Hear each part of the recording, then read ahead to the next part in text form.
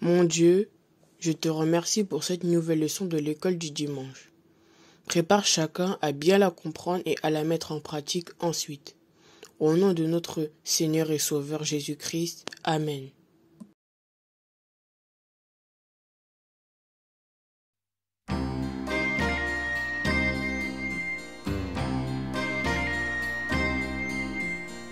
Il avait du feu dans le cœur, Jean le Baptiste, quand il annonçait le temps du Sauveur. Il ouvrait de nouveaux chemins, Jean le Baptiste, à ceux que l'espoir menait au Jourdain. Écoute, écoute, l'amour au fond de toi. Écoute, écoute, il te parle tout bas de préparer la route.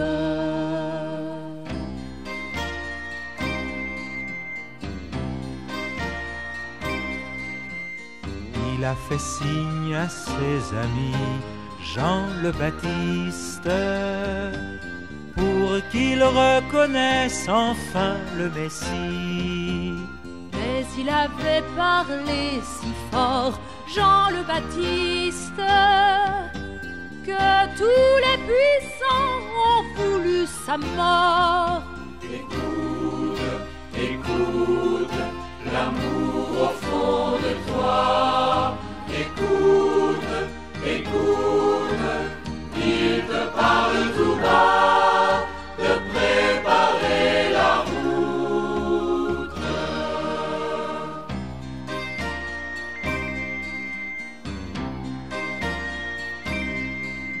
Ceux qui t'ont cru dans le désert, Jean le Baptiste, marche dans la vie les yeux grands ouverts. Quand tu deviens l'un d'entre nous, Jean le Baptiste, l'Esprit du Seigneur souffle de partout. Écoute, écoute, l'amour au fond de toi. Écoute, écoute, il te parle tout bas de préparer la route.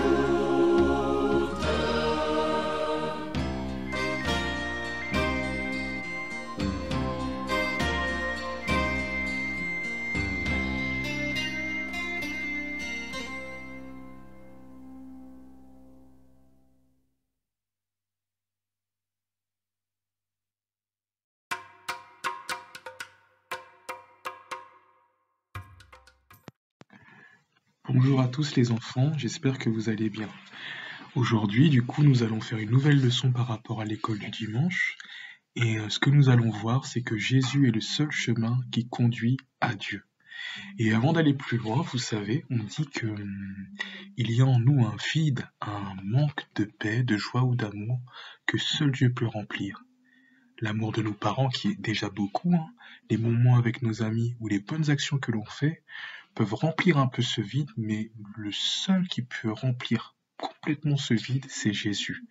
Et c'est ce que nous allons voir aujourd'hui avec l'histoire de Jésus et de quelqu'un qui s'appelait Jean-Baptiste. Alors, du coup, nous allons ouvrir nos Bibles en Matthieu 3, du verset 1 au verset 17. Donc je répète, Matthieu 3, verset 1 au verset 17. Et je vais lire avec vous.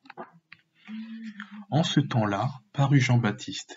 Il se mit à prêcher dans le désert de Judée. Il disait « Changez, car le royaume des cieux est proche ». C'est Jean que le prophète Ésaïe a annoncé lorsqu'il a dit « On entend la voix de quelqu'un qui crie dans le désert « Préparez le chemin pour le Seigneur, faites-lui des sentiers droits ». Jean portait un vêtement de poil de chameau maintenu autour de la taille par une ceinture de cuir. Il se nourrissait de sauterelles et de miel sauvage. On venait à lui de Jérusalem, de la Judée entière et de toutes les contrées riveraines du Jourdain. Tous se faisaient baptiser par lui dans le Jourdain en reconnaissant publiquement leurs péchés. Beaucoup de pharisiens, de sadducéens venaient se faire baptiser par lui. Il leur dit, espèce de vipère, qui vous a enseigné à fuir la colère de Dieu qui va se manifester? Produisez plutôt pour fruit des actes qui montrent que vous avez changé. Ne vous imaginez pas qu'il vous suffit de répéter en vous-même, nous sommes les descendants d'Abraham. Car regardez ces pierres, je vous déclare que Dieu peut en faire des enfants d'Abraham. La hache est déjà sur le point d'attaquer les arbres à la racine. Tout arbre qui ne produit pas de bons fruits sera coupé et jeté au feu. Moi, je vous baptise dans l'eau en signe d'un profond changement. Mais quelqu'un vient après moi. Il est bien plus puissant que moi et je ne suis même pas digne de lui enlever les sandales. C'est lui que vous baptiserez dans le Saint-Esprit et le feu. Il tient en main sa pelle à vanner. Il va nettoyer son aire de battage, amasser le blé dans son grenier. Quant à la balle, il la brûlera dans un feu qui ne s'éteindra pas. C'est à cette époque que parut Jésus. Il se rendit de la Galilée au Jourdain, auprès de Jean, pour être baptisé par lui. Mais Jean essaya de lui en dissuader. Il lui disait, « C'est moi qui ai besoin d'être baptisé par toi, et c'est toi qui viens à moi ?» Jésus lui répondit, « Accepte pour le moment qu'il en soit ainsi, car c'est de cette manière qu'il nous convient d'accomplir tout ce que Dieu considère comme juste. » Là-dessus, Jean accepta de le baptiser. Aussitôt, après avoir été baptisé, Jésus sortit de l'eau. Et alors le ciel s'ouvrit pour lui et il vit l'Esprit de Dieu descendre sous la forme d'une colombe et venir sur lui. Une voix venant du ciel déclara, « Celui-ci est mon Fils bien-aimé, celui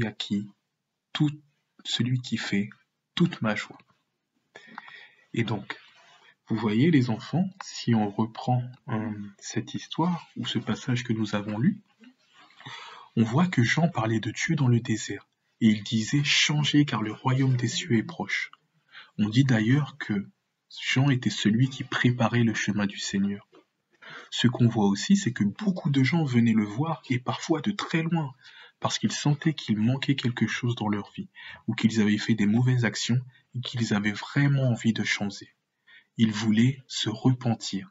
Et se repentir, ça veut dire reconnaître ses erreurs et demander à Dieu pardon pour vivre vraiment comme Dieu demande. Et du coup, quand ces gens avaient vraiment ce désir ou ce souhait de changer, Jean les baptisait. Et les baptiser, en fait, c'est les plonger dans l'eau.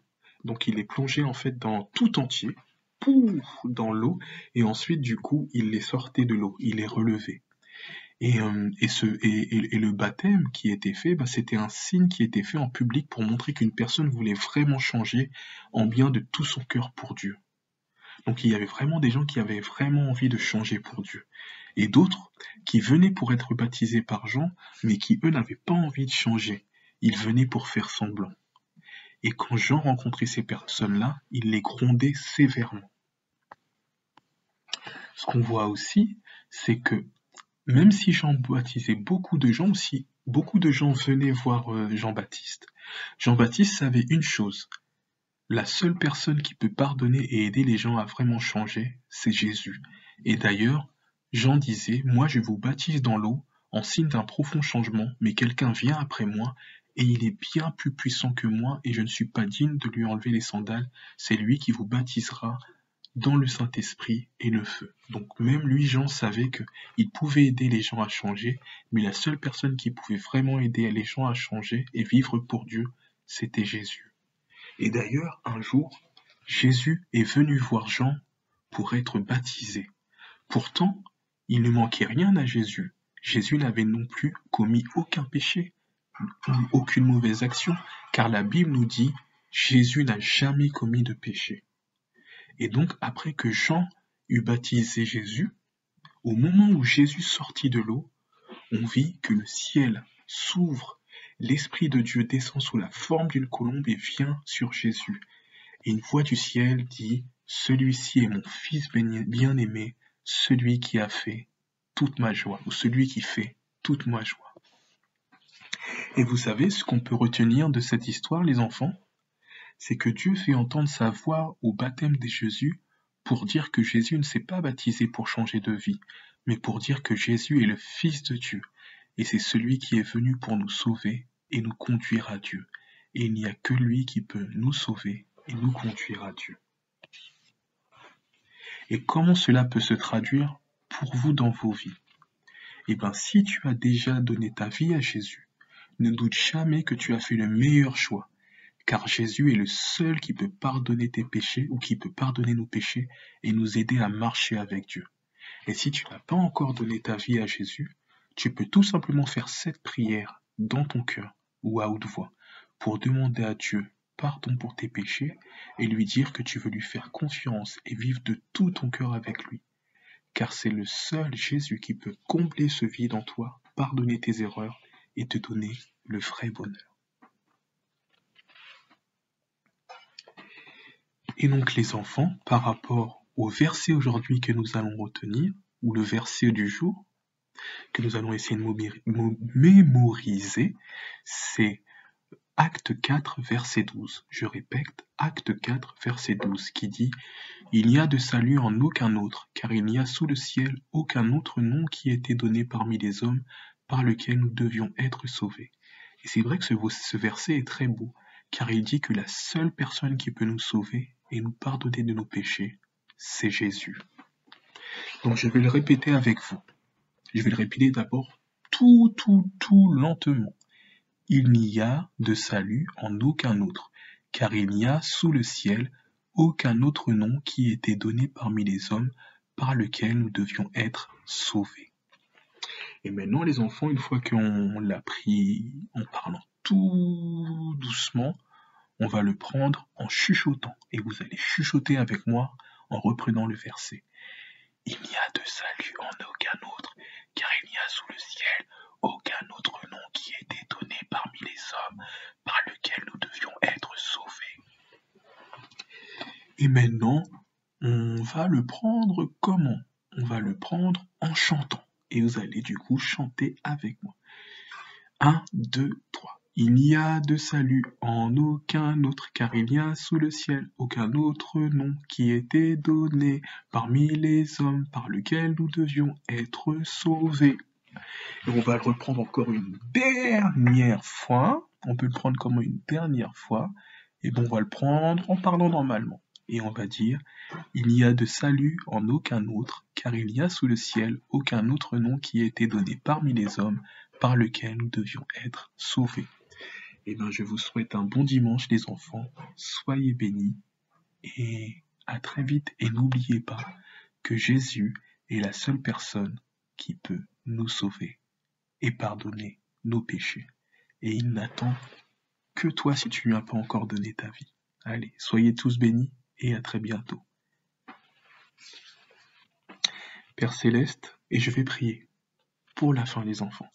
Père Céleste, Dieu d'Abraham, de Jacob et d'Israël, toi qui es grand, qui fais toutes choses, nous te bénissons et nous te remercions pour ton saint nom, pour ta parole. Père, nous te demandons que ta parole puisse puissamment toucher nos cœurs et toucher le cœur des enfants et même des parents, de tous ceux qui écoutent, que chacun puisse se rendre compte que tu es le seul Père qui peut nous sauver, qui peut pardonner nos péchés, qui est le seul qui nous conduit à Dieu.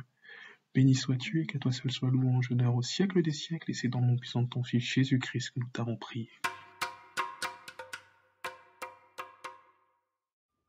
Salut toi, j'espère que tu vas bien et que tu as bien compris la leçon du jour. Je te dis aussi bienvenue au quiz.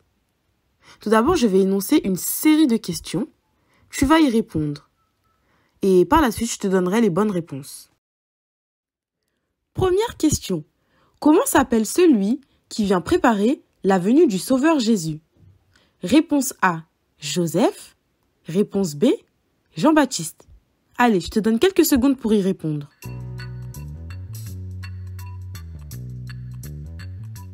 Eh bien, la bonne réponse, c'est la réponse B.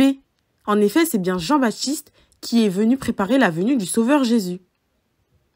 Question numéro 2. Que dit Jean-Baptiste? Réponse A. Préparez-vous à rencontrer le Seigneur, abandonnez vos mauvaises habitudes et faites-vous baptiser. Réponse B. Allez à l'école du dimanche. Réfléchis bien et réponds-y. Allez.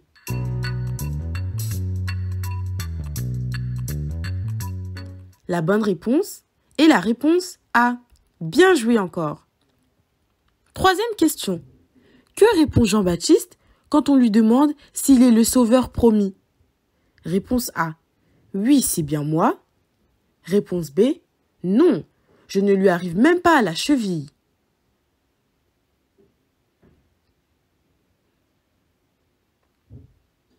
Eh bien, c'est la réponse B.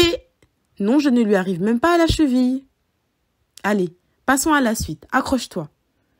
Question numéro 4. Jésus vint vers Jean pour se faire baptiser. A. Vrai. B. Faux. Allez, réfléchis-y.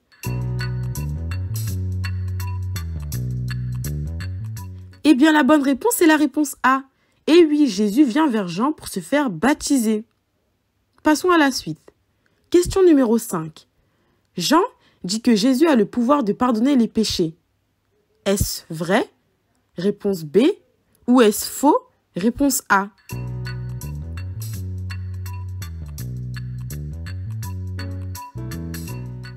La bonne réponse, c'est la réponse B. C'est vrai. Quand Jean voit Jésus s'approcher de lui, Jean dit « Regardez, voici l'agneau de Dieu qui enlève les péchés du monde. » Allez, il nous reste quelques petites questions. Le quiz touche bientôt à sa fin. Question numéro 6. Jean baptise Jésus. Réponse A. Vrai. Réponse B. Faux. Celle-ci est plutôt facile. Concentre-toi.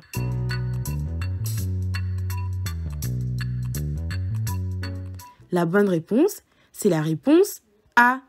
En effet, Jean a baptisé Jésus. Dernière question du quiz. Allez, tu peux tout donner. Que se passe-t-il pendant que Jean baptise Jésus? A. Un coq chante. B. Une colombe descend du ciel et une voix se fait entendre. Allez, concentre-toi, c'est la dernière question. Je te laisse encore une chance de te rattraper si tu as eu faux aux questions précédentes. C'est parti.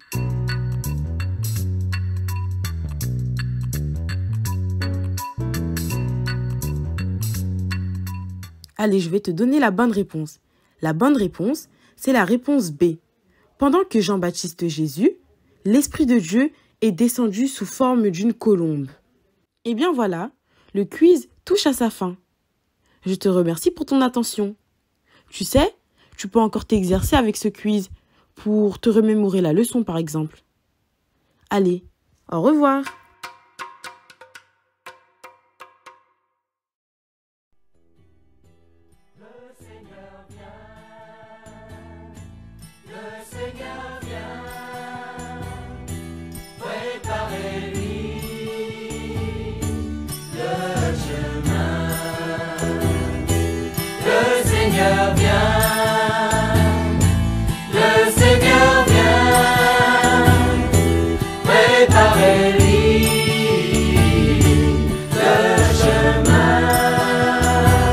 Abaisser les collines et combler les ravins, déplacer les rochers qui ferment vos chemins. Le Seigneur vient, le Seigneur vient, préparez-lui le chemin. Toi qui as 2 manteaux, toi qui es fortuné, voici venu le temps d'apprendre à partager. Le Seigneur vient, le Seigneur vient, préparez-lui le chemin. Vous qui avez des armes, soldats et policiers, voici venu le temps de rétablir la paix.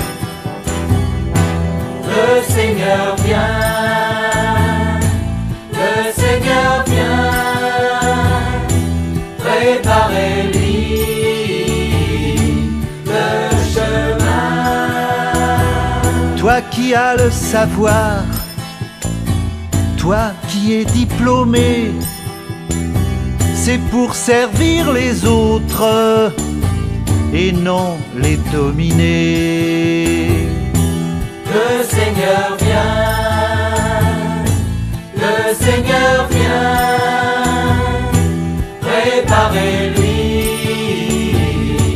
le chemin.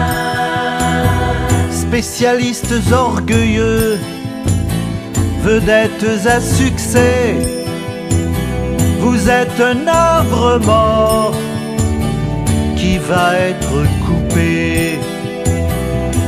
Le Seigneur vient, le Seigneur vient, préparez-lui le chemin. Quittez votre péché, il faut vous convertir, il faut changer vos cœurs, le Seigneur va venir. Le Seigneur vient, le Seigneur vient, préparez-lui le chemin. Le Seigneur vient, le Seigneur vient, préparez-lui le chemin. Le Seigneur vient, le Seigneur vient, préparez-lui le chemin. Le Seigneur vient, le Seigneur vient, préparez-lui le chemin.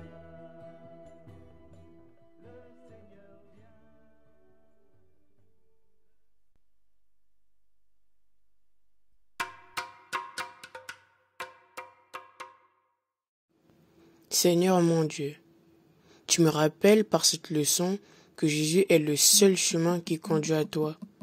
Merci de m'avoir donné le seul moyen d'être sauvé. Au nom de Jésus-Christ, Amen.